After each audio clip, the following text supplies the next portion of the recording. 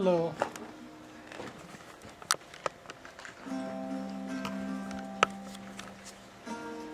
Would you like me to introduce you? Sure. Should we wait a little bit until Yeah, until it's actually time. the bus has to be full before we leave the station? Yeah. So, We're going to enjoy the concert a little bit. This guy is,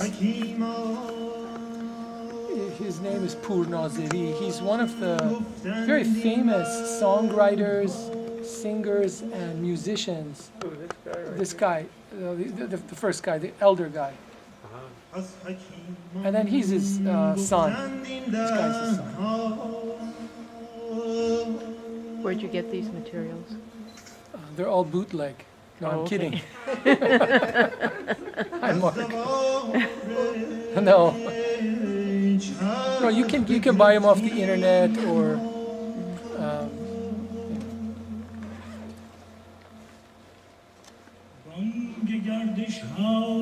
You have them advertised on your website?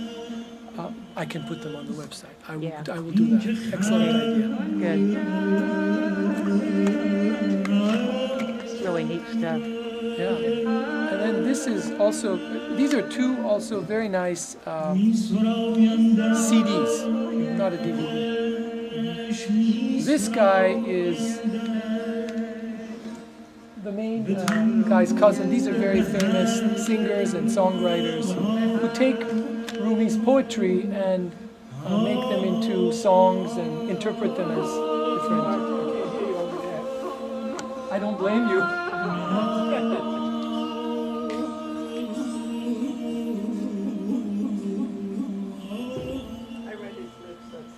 You're good. I wish I could do that. No, don't point it that way. I'm gonna let the acoustics. You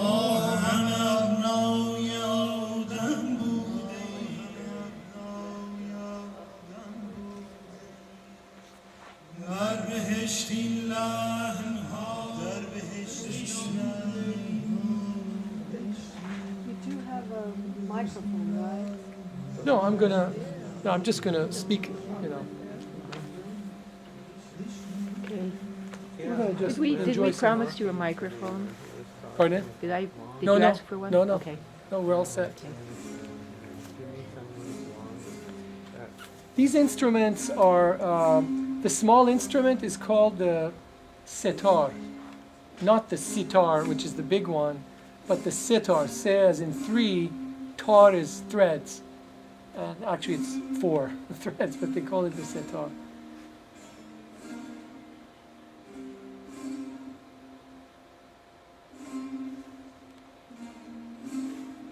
So what time is it? Shall we? It's not 7:30 yet. Okay, then we are good to enjoy the concert here. So these guys are playing, they gradually sort of warm up and then they get into, they jam, they start jamming. And then these guys in the background, the guy with the big hat, there are a bunch of those guys who come out in very nice white kind of robes, and then they start whirling. So what I'm going to do is I'm going to maybe eventually turn down the volume, and then you can see some of the. This instrument is called. Without the sound? Oh no, I mean without the music and stuff. Yeah, yeah. Are you from the Sufi Center here in Fairfield?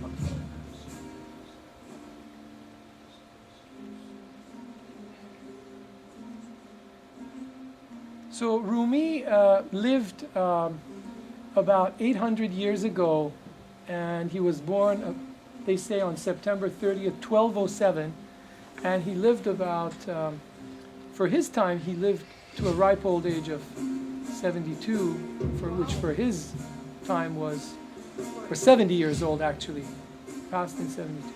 And he meets his master, Shams, at around the age of 23, and he was at a very high stature in terms of, he was like the dean of faculty of what we would consider Harvard University now. Imagine that. And then he was a very erudite scholar. He would be into all these different kinds of classical, disciplines. And then once he meets his master, Shams, which is another guy from Western Iran, from Tabriz, he gets transformed by this encounter with his master. And that encounter transforms him, it transforms a lot of people, and the story continues. And we're sitting here today in the wake of his, spontaneous poetry. He has about 60,000 lines of spontaneous poetry that he has been saying in two major books. One is called The Spiritual Couplets, one is called The Book of Shams, the book of his master. And so there's a lot of very interesting literature behind his poetry. Poetry is obviously to be enjoyed, first and foremost, but there's a lot of very strong, content behind it that's very approachable and accessible to different people. So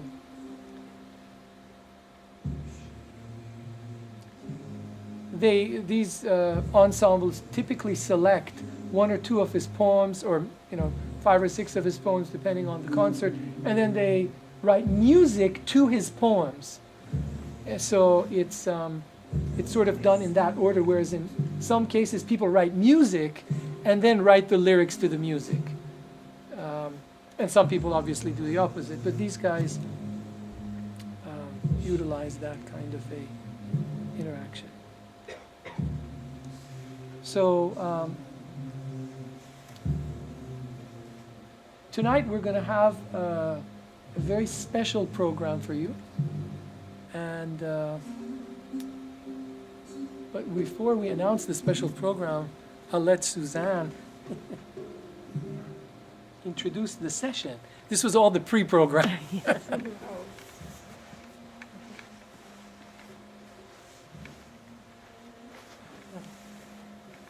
Thank you all very much for coming. It's a nice group, and I think I see a lot of new faces here, which is good, so we've gotten to some new people this time.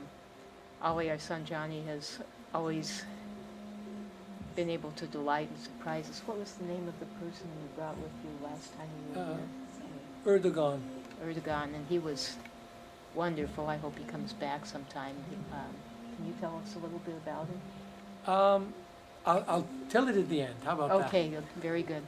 Anyway, this is Dr. Ali Arsanjani, who is a scholar of Rumi, and he has translated a lot of Rumi from the perspective of someone who is also very deeply immersed in the knowledge of the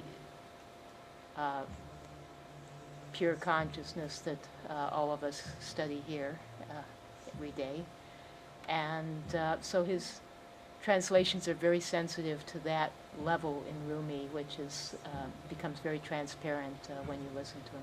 He also will read to you in the original Persian, and I think you'll enjoy this, and also be sure to enjoy the refreshments. They're, as I understand, authentic Persian treats, and they will support the boys' trip. So that's all.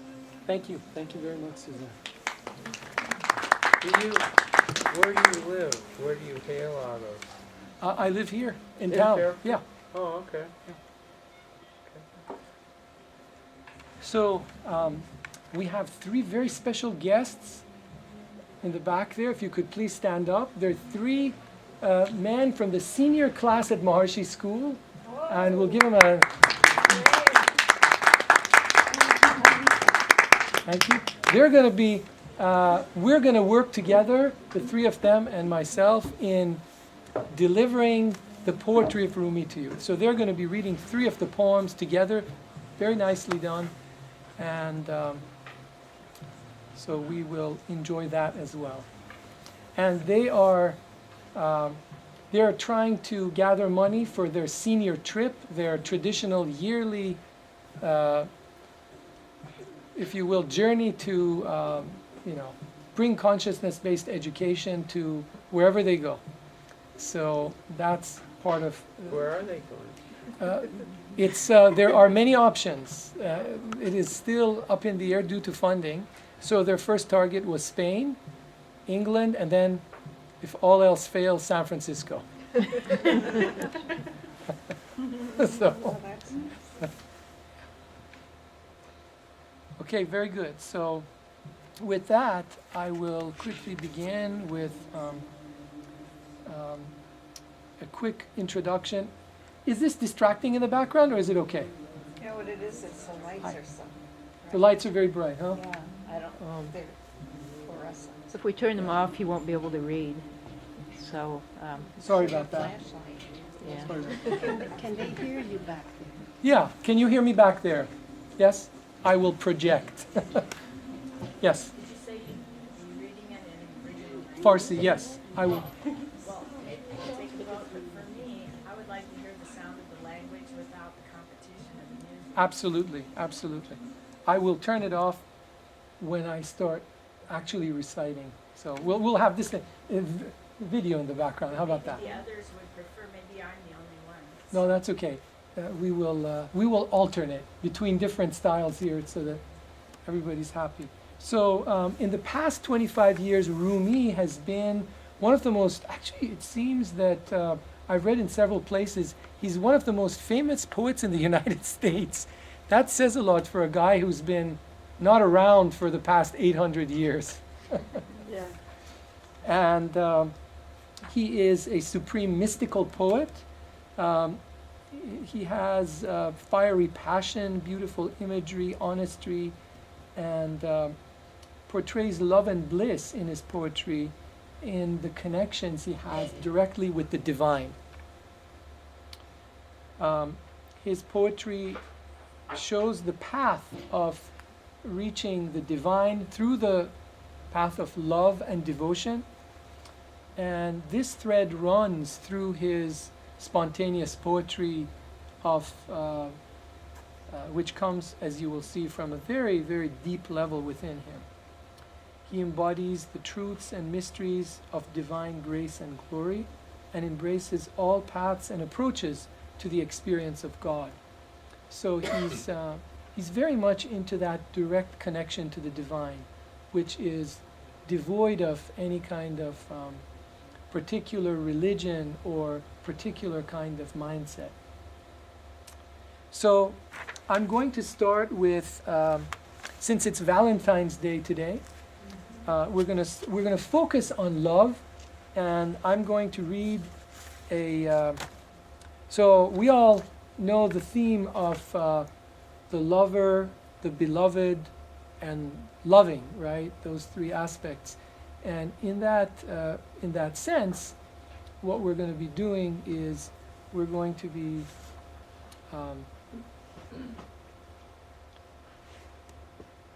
reading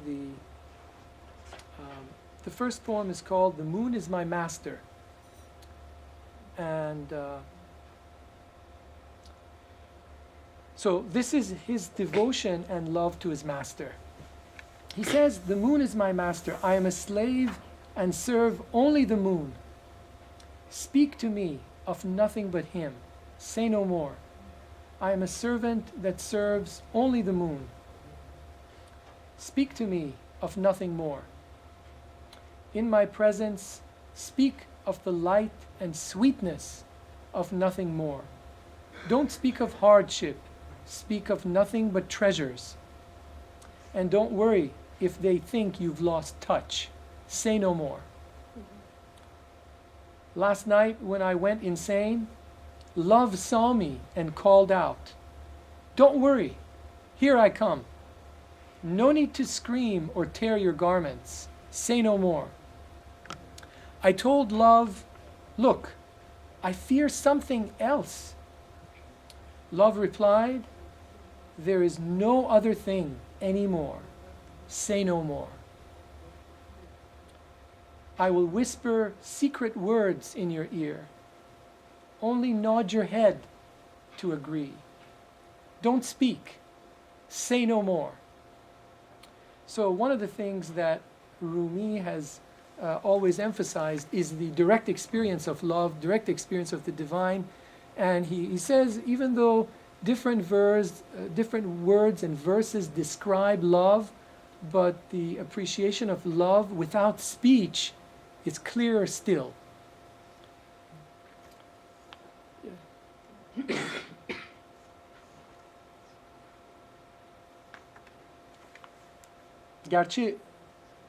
گرچه شرح زبان گویاتر است، عشق بی زبان شیرین تر است. That's sort of the verse that describes what I just said. So when he talks about love, and a lot of us have conditional love. Our love for things are usually conditional. I love you if, right? If you do that thing for me, or if you provide certain comfort for me, or etc., etc. So this conditional love is one style of love. There is another style of love, which is this style of love where it's unconditional surrender to the divine, that kind of love.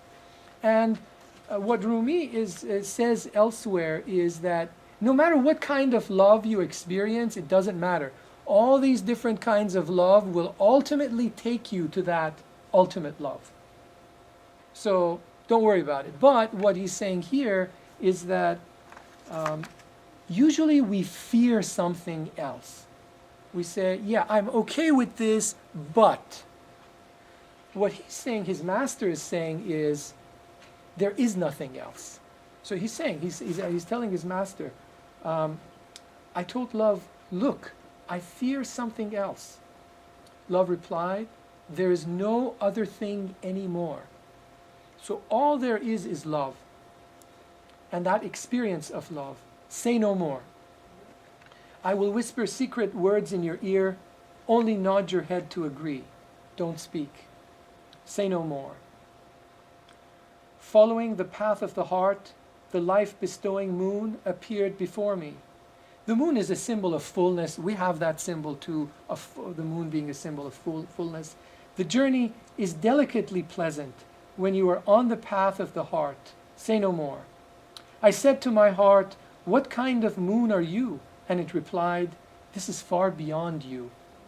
Move on and say no more. I asked, what wonder? Is this the face of an angel or a human? My moon heart said, there's moon heart, there are certain terms that when I translate them, you have to really combine words together, because there's no one word that would represent that concept. So moon heart is the heart, which is the mechanism of expressing or experiencing love, and that expression is also found in the moon. You can see parallels in different traditions as well. We may say, Soma is up there in the moon and Soma is here in the heart and things like that. So we have, a stronger case for these kinds of parallels. He says, I asked, what wonder? Is this the face of an angel or a human? My moon heart said, this is other than angel or man. Say no more. So when our intellect is trying to decide what this thing is in front of us, it gets in the way. So he's saying, don't worry about it. Don't think it's an angel or a human. Just say no more, experience it. What is it then? Pray tell. Or I will be uprooted and confused. So he's desperate. I begged. He replied, be uprooted and confused, but say no more. You who reside in this house of thoughts and images, rise and leave it. Be gone. Take your belongings. Say no more. I begged my divine heart, be paternal and kind to me. This is not how I expected divinity to treat me. He replied, my dear son, you are right. but say no more.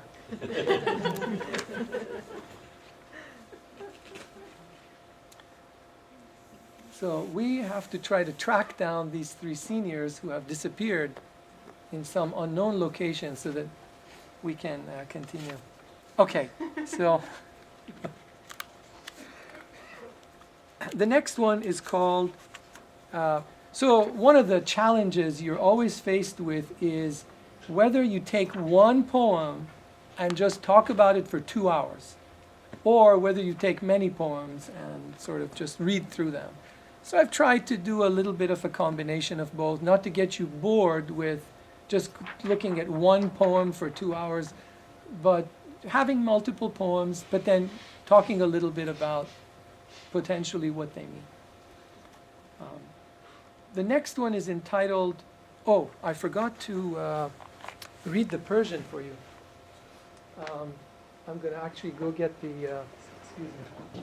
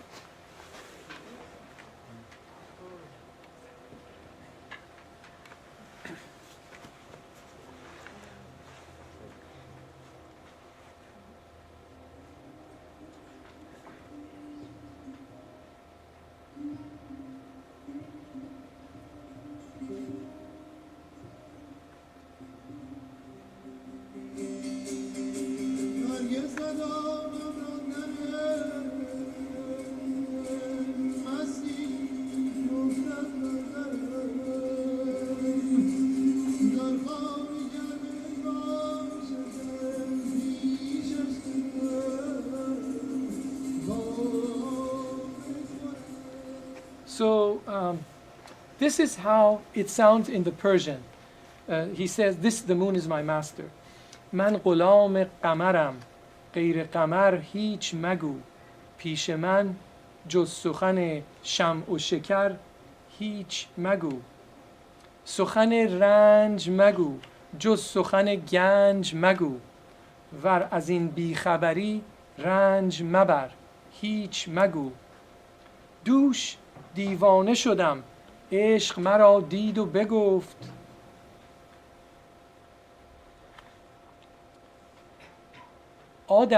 آمدم نعره مزن جامه مدر هیچ مگو هیچ مگو means say no more. You'll see the repetition.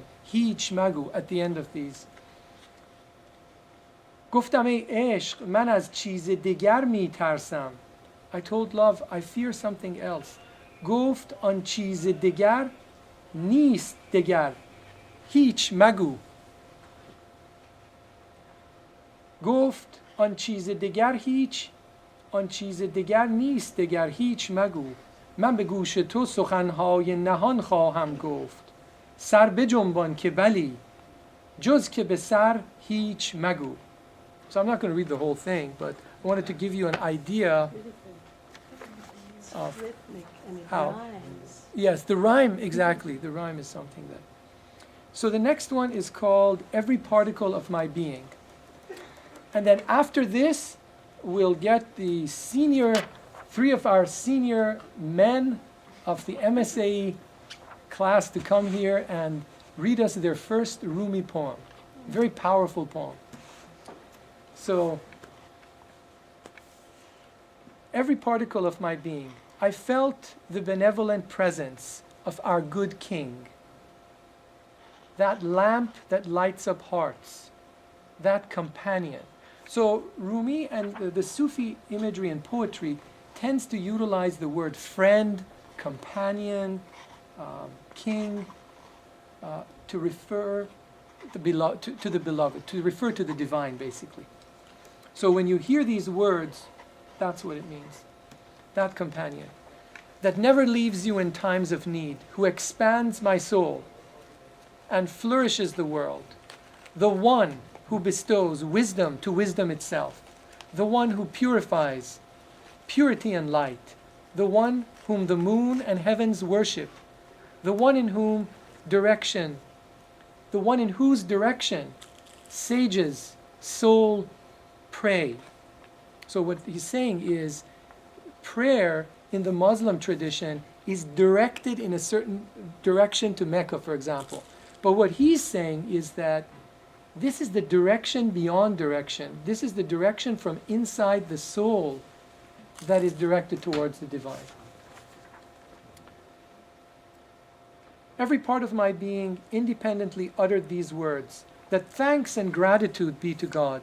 When Moses suddenly spotted the light emanating from that tree, he proclaimed that he has been liberated from the bondage of the search after having found such generosity. He said, "O Moses, travel no longer and cast your staff away." At that moment, Moses cast aside his thoughts of neighbors, family, and friends. This was what was meant by, "Take thy shoes off, you are on holy ground." Cut yourself off from both worlds. In the house of the heart, no one can reside but him. He said, "The way of the staff is ours." He said, "Cast your staff aside. Behold the mysteries of the heavens." He cast it aside, and it became a dragon. He fled as soon as he saw the dragon. Okay, so I am going to ask the senior men of the graduating class to come here and read one of the poems for us.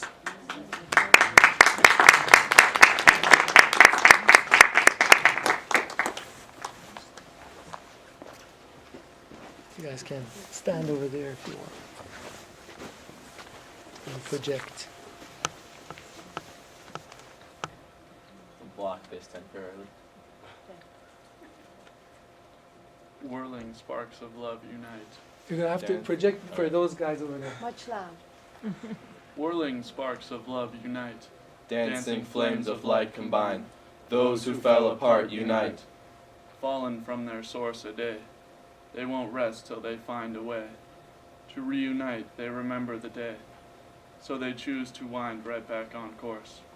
To be united with their source. So they dance in sparks of love, whirling round us from above, waiting till the time is ripe. Clouds unite in a spark of light. Patient be till you hear the sound of thunder very near. Forget what seems dear. You might mistaken gasp of fear. This calm breeze will soothe you down amid the storm rolling over your town. Whirling sparks of love unite. Dancing flames of light combine. Those who fell apart unite. Those fallen from their source, see their plight, no remorse. Just stand up tall and shine with light, or sit deep in bliss, a spark of light. Or take the pen, let the soul gush, feelings flow, no need to rush. Then let go, don't push with might, it'll come to you if it's your right. Hear the flute, the tale it tells, hear the tale that it laments. From the reed bed since I was torn, people have heard this cry forlorn. Fallen back from their source, since that day we felt remorse. Whirling sparks of love unite, dancing flames of light combine. Those who fell apart unite. Deeply yearns to get back on course, to find its way back to its source. Winding back it seeks recourse, seeking union with every resource. Going back in time to seek, union with its source to keep. The flute tells this tale to make you weep, to make you long and make you seek. Choose to light up, whirl and dance. Look deep inside your secret trance. Light up and twirl, sing and dance. Rise again, you have a chance. Befriend all, but your secrets keep, secure inside that mirror deep. They'll sit with you, laugh and weep, but still inside your secrets keep. Not far from my moan do my secrets roam. Not far from this cry do my secrets lie. Yet they haven't that light, The ear and eye. Whirling sparks of love unite. dancing flames of light combine. Those who fell apart unite. You know this well, what you sow you reap. Don't give up the light, this is not your fight. Don't venture outwards, keep your might. Stand upright, shine inside, it's your right. Keep inside, just let go, it's alright. Whirling sparks of love divide, dancing flames of light unfold. Those who fell apart untold.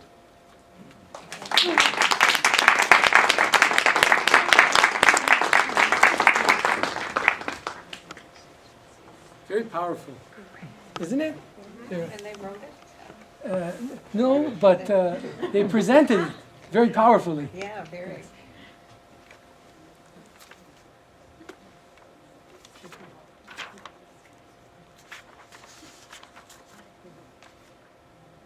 So I am going to actually distribute. We're going to do something someone suggested we do this, and that someone was those three guys. So I'm going to do it since they suggested it. I'm going to pass this around, and it would be easier to project here, but we're not going to do the easy thing, are we? We're going to pass this around, and then every one or two of you, try to take one. I don't know if we have enough, but every two of you take one and pass it on, and then we're going to... Maybe we can make sure every row has one at least. Every row has one, that's an idea. And then we're all going to read it together.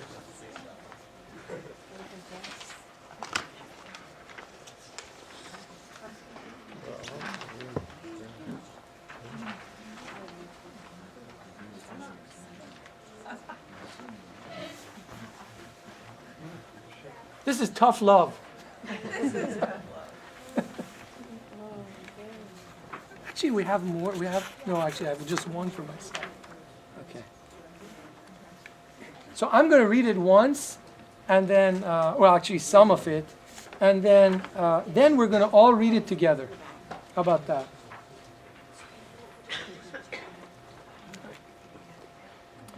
So, actually, it would be a good idea if I projected it somehow.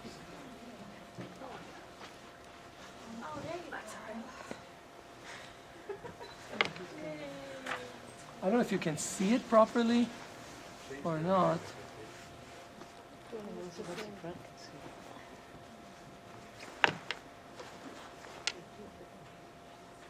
can see half of it. Yeah, and then I can scroll down and whatnot. Can you sort of see it? It's too... I can make it bigger. I can make the font bigger if you want. Yes, please. Oh, okay, here we go.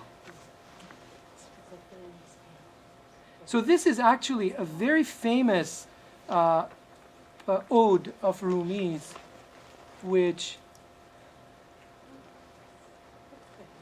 Now you just need a little bouncing ball underneath. Exactly. Disney's going to do this very short. Yeah, that's a good size. Okay, so...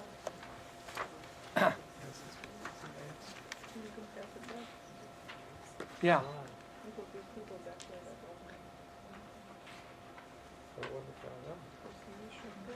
I have to find it here, the Persian. I'm going to read you the Persian first so you get the rhythm, and then we're going to...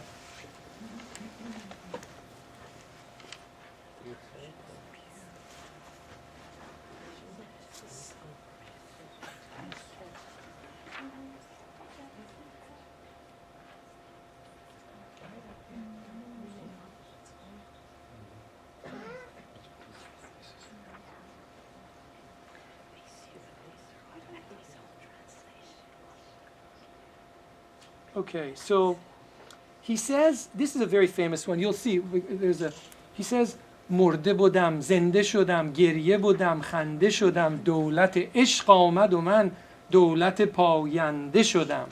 دیده سیر است مرا، جان دلیر است مرا، زهره شیر است مرا، زهره تابنده شدم. گفت که دیوانه نه ای، لایق این خانه نه ای. رفتم دیوانه شدم، سلسله بندنده شدم. گفت که سرمست نه ای، رو که از این دست نه ای. رفتم و سرمست شدم و از طرب آکنده شدم. So this is the rhythm. And so what he's saying is there's this dialogue between the seeker and the master, between the lover and the beloved. And the first four, he says, I was dead, you brought me back to life. I was tears, I became laughter. the power of love came, and I became everlasting power. My senses are content. My soul is brimming with courage. I have the courage of a lion. Like Venus, I emanate light. And then his beloved, actually there's no he in, I mean there's a he in Farsi, but this is not like, it's not he, it's H or S/HE, it's she or he or the divine speaking. So he said, truly, you have lost. So there's some admonishments, there's some scolding from the lover side or the beloved side, and then he says, okay, fine, I'll do this. So it's that kind of a process that carries on. He said, truly, you have not lost enough of your sanity. No longer do you deserve to be in this house. So I went and became a madman with chains and all. He said, you are not drunken enough. Leave. You are not one of us. So I left, and having found the meaning of being drunk with my whole being, I was overwhelmed with joy. He said, what? You are not prepared to give up your life? You are not drowning in bliss? And then I saw his life-giving face. I was prepared to lay down my life. He said, so laying down the life and all that has been interpreted as various things, but one of the accepted interpretations is the loss of the ego, the small self, into the big self. You are all guile and immersed in doubts and mundane concerns. So I became as if ignorant and corrected my ways and disconnected myself from people. When he says he's disconnected himself from people, that doesn't necessarily mean he's going into a cave, and it means we all are aware of what people think about us, and that is a binding influence. I'm going to act in this way because so-and-so will say, oh, he did that or said that. So disconnecting from that influence of being completely dependent on people's impressions is something that he is talking about, that kind of a disconnection. He said, you have become the shining light and leader of this gathering. So this is actually a reproach. But I objected, I am not the light or the leader, or the leader here. Okay, it's not header. I'm confusing it with my day job. Mark appreciates that. I'm not the light nor the leader here. I will become smoke and disperse everywhere. I am no longer a leader. I am not out in front anymore. I yield to your command. He said, you have aspiring wings. I will not give you new wings to fly. So I shed my feathers and left my wings, desiring only that what he would give. You said, I will not give you, but it says, give me up there. Where? He said, Yeah. you have aspiring wings. I will not give me new wings to fly. You. There you go. Thank you. You. Thank you. I will hire you as my editor. Thank you. New wings. So I shed my feathers and left my wings, desiring only that what he would give. He pointed out that I should not succumb to new promises of power and position and not fret over them. So through your grace and benevolence, I will be nearer to you. You told me not to recount tales of old love. So I said I will not. I became still. I became established in being. This last one is an extremely powerful thing. I'll read the Persian for you. He says, what does he say? I forget.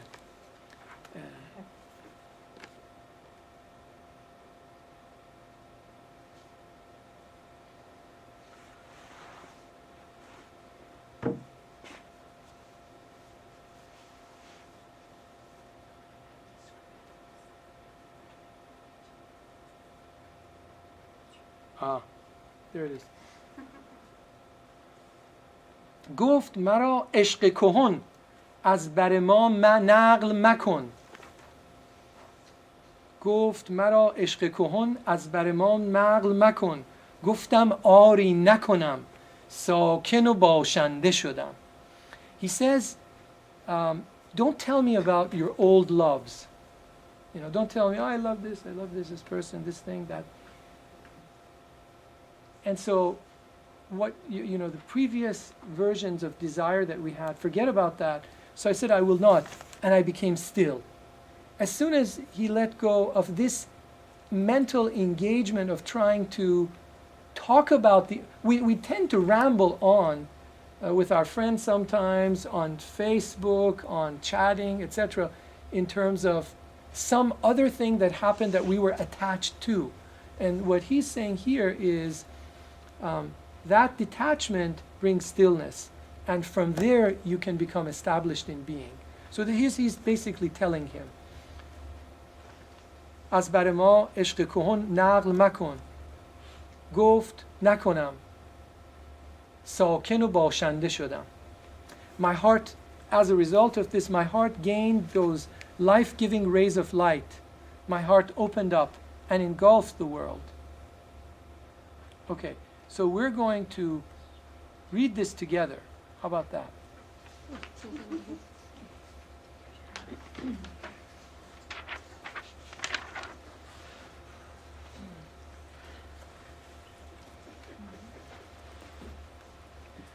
So where's those three gentlemen from the back? Can come here and lead the charge. We have the half version. I know, but you can read it from here.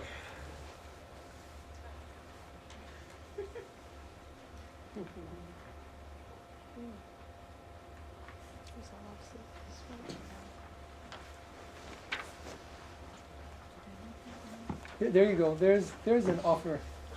You can't refuse. And there's another one.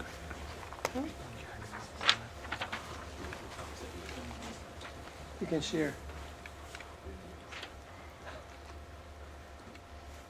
Okay. So he says, مرده بودم زنده شدم. He says, I was dead, you came back to life. So you guys lead the group in this. Please everyone join in. I was dead, you brought me back to life. I was tears, I became laughter. The power of love came, and I became everlasting power. My senses are content. My soul is brimming with courage. I I have have the the courage courage of a lion. like Venus, I emanate light. He said, truly, you have not lost your sanity. Sanity. no longer do you deserve to be in this house. So I went and became a madman with chains and all. He said, you are Not drunken enough, leave. You are not one of us. So So I left, and having found the meaning of being drunk my by whole being, I was and overwhelmed. overwhelmed with joy. He said, What? you You are not prepared to give your life. You are You're not not drowning in bliss. And then And then I saw his life-giving face, I as was prepared to lay down my life. He He said, said, you're all God, and mercy, doubts, and unmade concerns. So So I became as if ignorant, corrected corrected my ways, and disconnected myself from people. He He said, said, you have become the shining light in the leader of this gathering. but But I objected. I I'm not the light nor the leader here. I I will become smoke and disperse everywhere. I I'm no longer a leader. I'm not out front anymore. I yield to your command. He He said, said, You have aspiring wings, I will I will not not give you wings to fly. so I shed my feathers. Left my wings, desiring only those that he would give. He pointed He out pointed out, Should not succumb to new promises. of power, position, and not friend to them. so So through your grace and benevolence, I will learn to you. you You told me not to count tales of old love, so so I said I will not. I And became be still. still, I became and established establish in being. being. My My heart heart gave gave those those Life-giving rays of light. My heart Opened up and engulfed engulfed the whole world. for yourselves.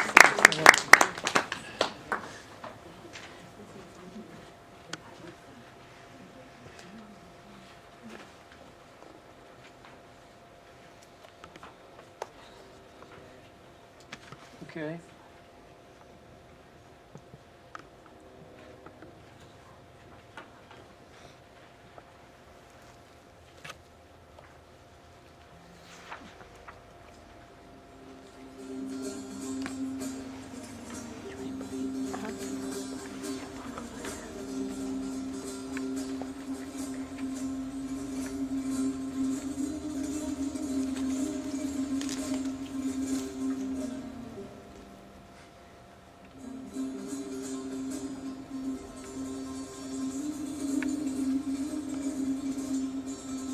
Turn it up.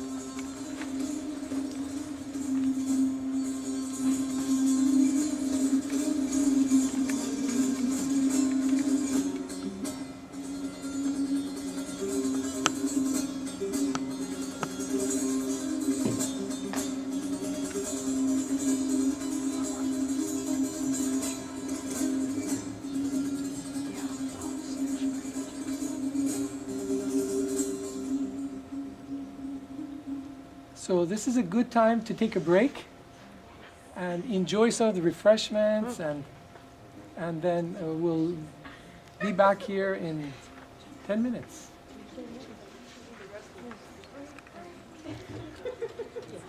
Bio break.